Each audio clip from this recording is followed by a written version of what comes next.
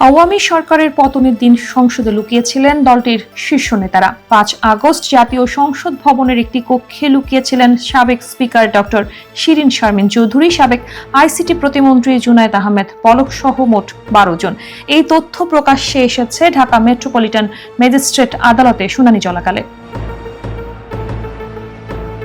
শুনানির সময় পলক আদালতকে জানান, ৫ আগস্ট ভোর থেকে শুরু করে রাত ২:৩০ পর্যন্ত তারা সংসদ ভবনের একটি নির্জন কক্ষে আশ্রয় নিয়েছিলেন। পরবর্তীতে সেনাবাহিনীর একটি দল এসে তাদের উদ্ধার করে নিরাপদ স্থানে নিয়ে যায়। আদালতে বক্তব্য রাখতে গিয়ে পলক আরও দাবি করেন, আমার বিরুদ্ধে যেসব অভিযোগ আনা হয়েছে তা সম্পূর্ণ মিথ্যা। আমি অনুরোধ করছি আমাকে জেল গেটে জিজ্ঞাসাবাদ করা হোক। শুনানি শেষে আদালত রাজধানীর ভাটারা থানায় দায়ের করা একটি হত্যা মামলায় পলকের ২ দিনের রিমান্ড মঞ্জুর করেন।